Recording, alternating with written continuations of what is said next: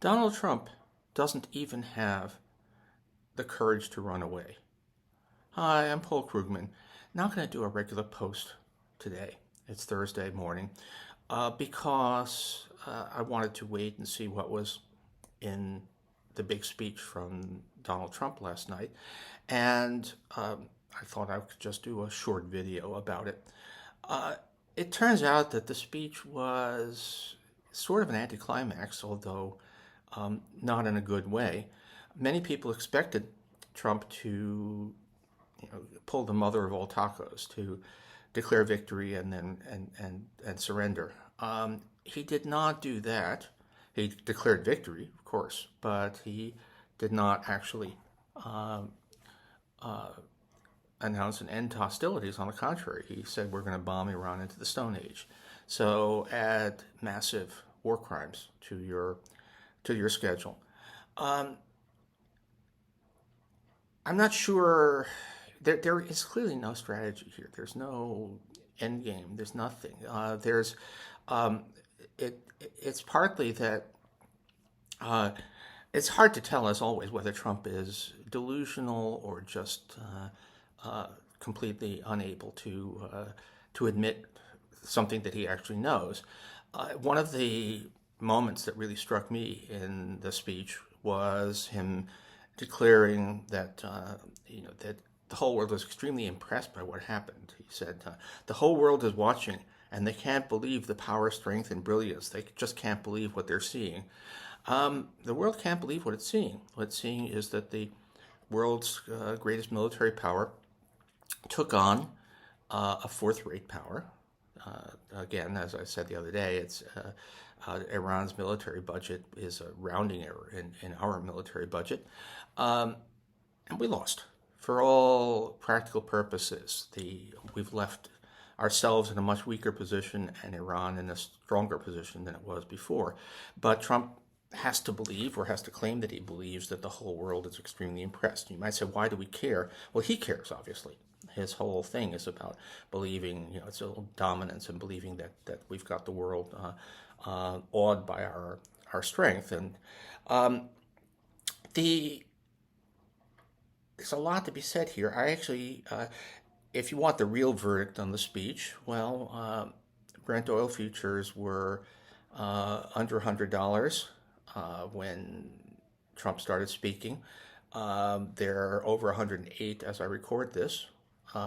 The oil market, which I think is a more clear gauge, although the stock market has also reacted. Everybody said, "Oh my God, we thought that this was going to be at least the beginning of the end, and instead it looks like an endless quagmire." I still think that that people are not fully taking into account the implications for global oil prices and everything else of the Strait of Hormuz remaining closed for the indefinite future. So this is going to be really bad. But anyway, it was radically disappointing, even to people who are, the markets and a lot of people in the world were actually hoping that the United States would give up. I mean, it'll be terrible. We really don't want a medievalist theocracy empowered. But since this is heading nowhere except for, again, massive war crimes, better to end it. But we're not getting that. Um, what really strikes me, and there's obviously deeper stuff in here, but um, it is a question of character. It's funny, I don't think there's a sort of, if you like, native English term for, the Yiddish, but it's effectively English now, but mensch. Being a person, a mensch is, literally it's a person, but it means somebody who takes responsibility for their actions, who accepts defeats as being defeats and tries to move on, who tries to improve. Basically, just being a mensch. It's hard to imagine somebody who's less of a mensch than Donald Trump, except maybe for some of the members of his cabinet. It's incredible that they're so lacking in sort of the basics of character. Um, the thing about what this means for America's role in the world is not only that Trump and company are doing great damage, but the whole world is watching. They saw that this guy, and it wasn't hard to see what kind of a person Trump was. That America elected this guy twice, and it appears that the American public has completely lost sight of what means to be a responsible, serious person. I might say, since they're this masculinity posturing is such a part of it, they've forgotten what it is to be a man.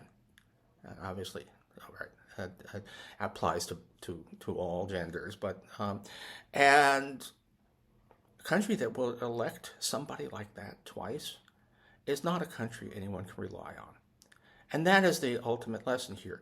We have Trump lecturing the world and saying, why are you cowards? Why don't you come in and help us in this ill-conceived, disastrous war that we started without checking with you? But the reality is that the world is looking and saying, my God, what is wrong with America? This is not, they may still have a lot of bombs, although not as many as we started with, but it's not a country anybody can trust for anything. And that, even more than the price of oil, is going to be the legacy of this war. I guess have a great day.